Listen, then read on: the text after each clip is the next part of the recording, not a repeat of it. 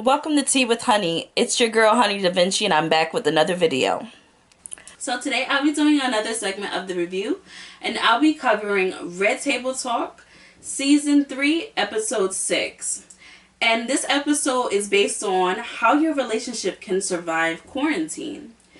And they had the world-renowned relationship counselor Michaela Boehm on the show, and she was there via satellite and social distancing to help give us advice on how our relationships can survive the quarantine and the COVID-19. So I have to admit that my relationship did not survive quarantine. My relationship has not survived the COVID-19. It didn't break up with anything to do with the virus or anything, but nonetheless, it did happen during quarantine, so hey, blame it on the quarantine.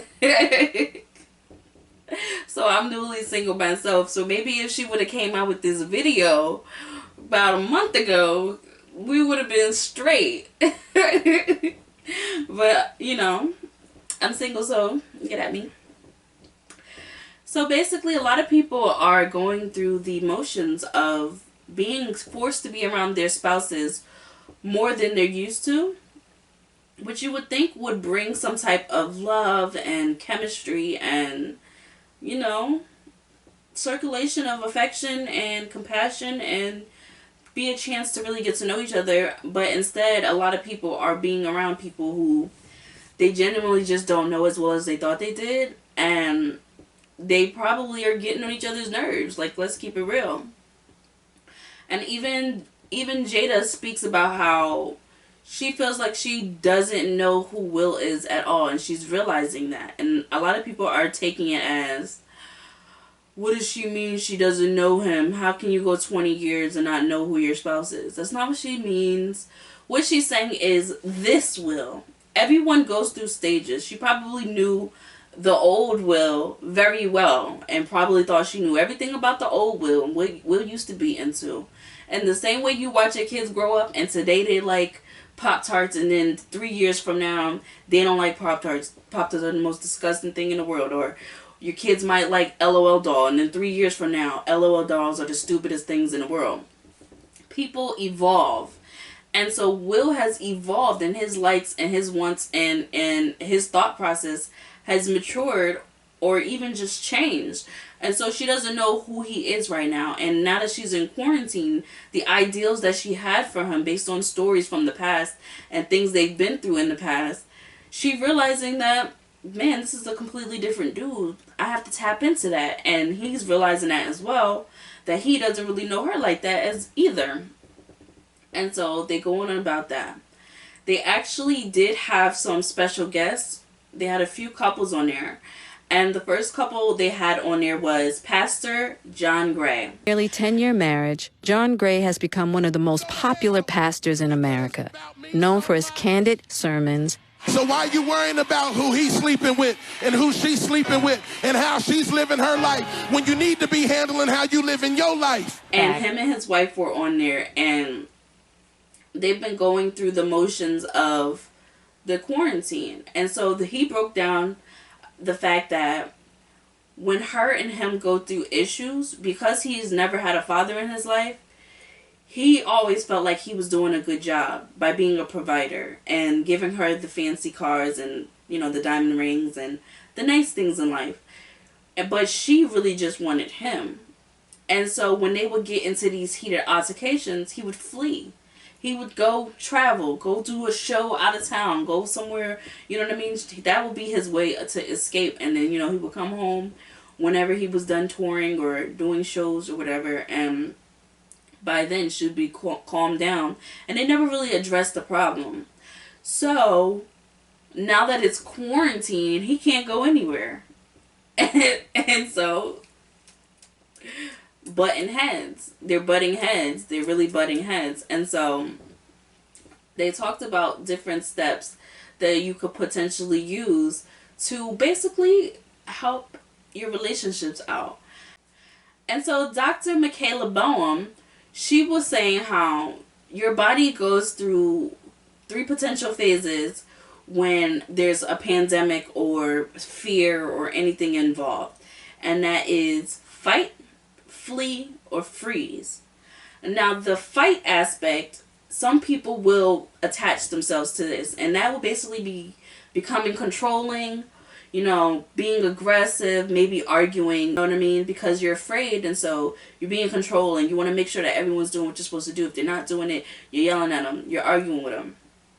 Then as far as fleeing, it's kind of like what John was talking about running away. You might want to flee. You might want to move to another country for a little while until things pass over. Or you might want to be by yourself and just be away from everyone and just sulk in your fear and do things like that. And then as far as the last one, which is freeze, she said that's the real tough one because you might not even know what's happening. A lot of times people become numb. And when they become numb, it might just be little quirks about them that is off. Like maybe they're tripping into things more because they have so much on their mind. But they seem like there's nothing wrong with them because they're able to hide it really well. And she said those are the ones you really need to look out for. Another thing that she said was to, instead of seeing this quarantine as something to be upset about, being forced to be with your spouse, think of it like a honeymoon. People aren't mad on their honeymoons. You know what I mean? You can be on a honeymoon with your spouse for a month sometimes or 3 weeks, on a vacation, and people aren't upset that they're forced to be with their spouse all the time. They're happy. They're excited. They just got married. They're living in bliss. They're getting to know each other. They're talking. They're loving on each other. They're being compassionate with each other. They're being passionate with each other. And so she said to look at it like that. Instead of looking at it like something negative, take the good out of it. Change your perception of it. Love on your spouse. Get to know your spouse through a deeper connection. She talked about how relationships go through phases, and I definitely believe in that. And I agree with that because I personally have been through that where, for me, I've been in long relationships before. So I know that a relationship goes through phases. You can go through a phase with your relationship where it's the honeymoon phase and y'all are infatuated with each other and y'all love on each other. And then it can get to that point where, the dopamine is not being pumped as much. And you're in this relationship with someone that you've been with for a long time, and y'all are going through y'all ups and downs. And it might not even be personally you two not getting along. It might be life itself. Life might be taking its toll on your relationship. Outsiders might be, taking your toll. Maybe something's going on with one of your man's family members, or something's going on with one of your family members, and, the strain of life. Maybe one of you loses a job. You know what I mean? The strain of life, things can happen. And then when you go through things like that, those things are really what builds the bonds of a relationship. And so with me personally, I don't like being in a relationship with someone who's so flighty, who feels like a relationship has to be perfect all the time in order for them to be happy. Because we can go through something, and I understand that I'm not going nowhere, and you're not going anywhere. I don't make a big deal out of every little thing that happens. So I can't be with someone who makes a big deal out of every little thing that happens. I can't do it. I cannot do it at all. If you're going to make a big deal about every little thing, we're not going to make it to forever. And that's the goal, ultimately. If we ain't making it to forever, then there's no point in us wasting our time. You know what I mean? So that's one of the things that she was talking about. And she was saying how once you get past that layer of the infatuation phase, you get to the phase where you're really getting to know your spouse on a deeper level. And you're getting to know how they are. The things that make them tick. You're really getting to know their patterns, the things that you like about them. You're really getting to see the side of them that you really don't know about, the things that you might not like about them. And so, use that time to do that. And she said to learn some new things about yourself as well. You know what I mean? Learn a new side of yourself. And that's kind of like what the Dr. Ramani said on the anxiety and depression for COVID-19. video that they did on Red Table Talk, when she talked about use this time to learn more about yourself. If you're not a homebody, learn about how you can become a homebody. Learn about how you can occupy your time while you're in the house. Find ways to entertain yourself so that maybe you learn a new side of yourself. You're not just one flat plane. That's just a part of your life that you are used to. And so that's what you're comfortable with. But now you get the chance to see another side of yourself. And she said another thing that couples usually go through is the always ready to listen phase. And that's the phase where we can do well, you were going to do this because that's what you usually do, and that person's like, no, that's not what I was going to do. Today I was going to do something different, but you weren't prepared for that.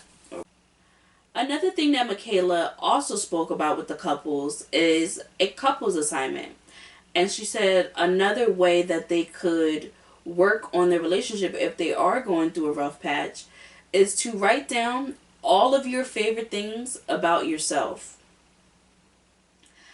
And like all of the good things about yourself and the good things that you do about yourself, right? And then write a list about all of the good things about your spouse. And then swap. And then read them out loud to each other. You know what I mean? And she said, you're going to hear your spouse saying that they do this and do that. And, y'all can talk about that. And it's basically giving praise rather than focusing on the negatives. You can counterbalance it by focusing on the positives and focusing on the good things in your relationship. And I thought that was a good tip as well, because there was another couple there who called in on video chat, and it was a husband and wife, and the wife was complaining because the husband, when the COVID-19 first hit, before anyone even started panicking, had ran to the store and bought up a whole bunch of stuff and brought it to the house. Like, he bought a boatload. Like, they could have possibly bought a car with the type of money he spent on house supplies. And so she was like furious about it, and she never wanted it to happen again. And she wanted advice with the doctor on how to get him to never do something like that again. And the doctor was like, well, actually, I think that you should be appreciative of the man that you have. Because as a man, his natural instinct is to be a provider. And so he demonstrated how great of a provider he is. Because by him going out and buying all that stuff, you guys didn't have to worry about the virus. You guys were already prepared. You guys were already set. And so maybe if you change your thought process from a negative and think about, wow, how great your man is for being a provider, and we know that we're going to be good with him because he's always going to be right there on board immediately to have us prepared for anything that happens, then you won't so much look at it like a negative. And so, I was feeling that. Yes, girl. Put her in her place.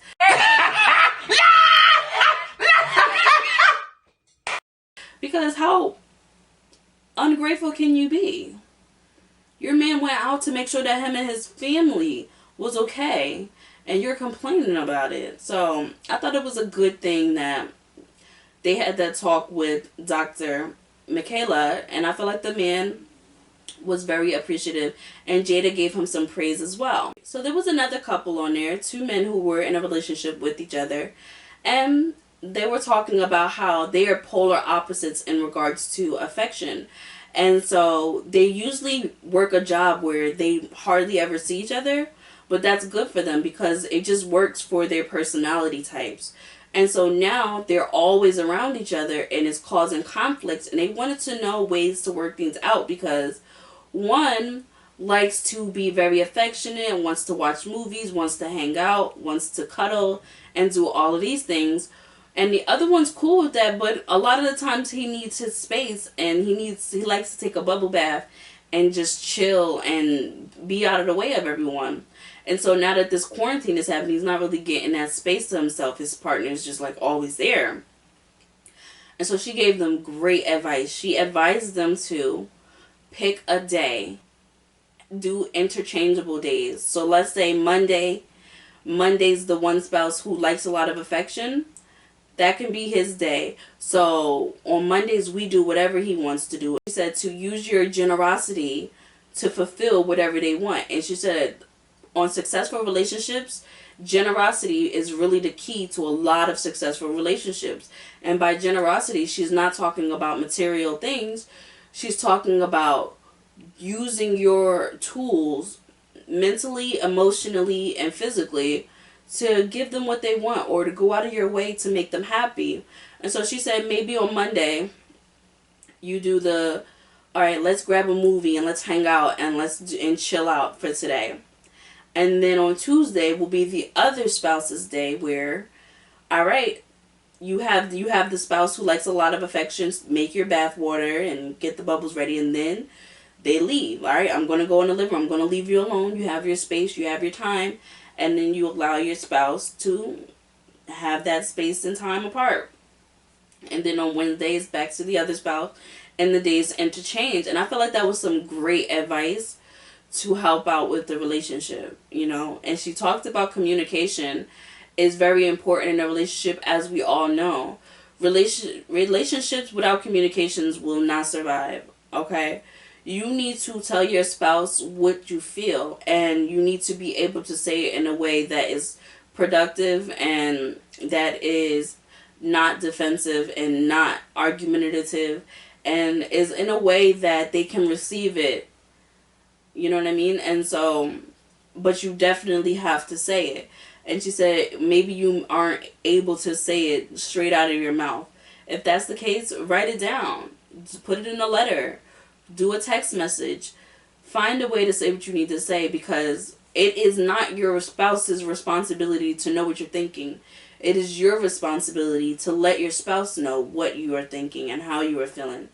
And they can take it from there. But ultimately, it is your responsibility to take charge of your own happiness, and your spouse to take charge of their own happiness.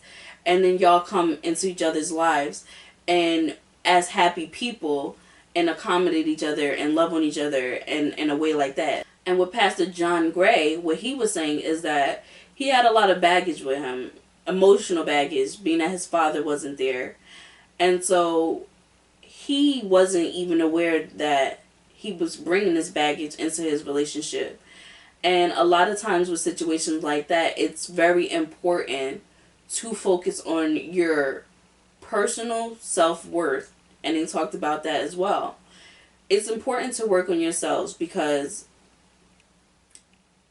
if you come into a relationship unhappy or broken inside or not loving on yourselves, it's hard to even give the other person the proper love that they deserve. And so it's very important to do some type of self-therapy, self-analyze, understand what makes you tick, understand what triggers you, and communicate it with your spouse in a way that is, you know, not argumentative. Understand that, and this is me, this isn't the doctors, this is me. I feel like it is very important for you to understand that your spouse does not know everything about you. Okay? Even when they know everything about you, they don't know everything about you. Okay? Like, your spouse is a completely different person with completely different upbringing and completely different traumas, completely different goals and aspirations, completely different, you know, characteristics. And y'all might have a lot in common, but y'all are still different in a lot of ways. And so just because you feel like things should go a certain way doesn't mean necessarily that they do. And you don't have to fight with them about it. You have to figure out ways to compromise and come to a head and come to a middle where both of you can be fulfilled and both of you can get some type of enjoyment out of the relationship. And they talked about a lot of that during the show as well. Overall, I felt like this was a really great episode. I really enjoy seeing Jada and Willow and Gammy talking. They have some really deep talks and they break things down very nicely. I always enjoy watching it. So I'm going to try to do more videos on this show, you know, more frequently. I'm going to try. But sometimes with the shows, I feel like it's not breakdownable. Like when they had Queen Latifah and all the girls from Girls Trip, I was going to do a video on that, but I didn't really see how I was going to really break it down. You know, I like to break things down, analyze things, get deeper, and explain it in a different way. But if it's just basically self-explanatory the whole time, there's no point. You know what I mean? So, but this topic right here, I felt like it was a good thing to give tips to other people around the world on how to basically get through this quarantine. You know, and even as single people, don't consider it being alone. Like, if you're feeling lonely, stop considering it being alone. Consider it being in solitude. When you change your thought process, it can really help you. You know what I mean? Like, me personally, I'm going through a new breakup. So, you know, it goes through all of the emotions of going through a breakup. But I get through it by keeping busy. You know what I mean? I don't really let relationships slow me down. You know, once the relationship is over, I don't really dwell on it much. I keep it moving. I know my worth and I know my value. So it's nothing for me to just keep it pushing. But I do keep busy. I keep my mind focused. And, you know, I dibble and dabble in a few things to just keep me cool, calm, and collective. And understand that you're never wrong for choosing you. Always know that and always understand that. And just for some words for other women who are going through breakups or are alone or are single or maybe you're not getting any right now, don't let that make you run back to a toxic situation. Don't allow loneliness to make you run back to a toxic situation. You left that situation for a reason. You left that situation for growth. Grow. Use this time to grow. Get to know yourself. Love yourself. Understand that choosing you is always the right choice. And just understand, ladies and gentlemen, that missing someone doesn't mean that you need to be with them. Missing someone is literally just the motions of moving on. It's a step in moving on. It doesn't mean that it's time to go running back. It doesn't mean to subject yourself to more abuse, more toxicity, more, you know, mental draining and energy draining, you know, relationships. It just means that you're missing them because that person was a part of your life. And that's literally all it means, okay? So don't let it be an excuse to go run back to something that's toxic. Especially, I know during quarantine, it can be hard because it's not like you can go out and hang out with your girls and have a good time and keep your mind off of it like that. But you can find something that can keep your mind off of it, okay? So, again, overall, it was a great episode. Don't forget to like, subscribe, hit that notification bell, and I'll catch you guys on the next video. Alright, bye-bye.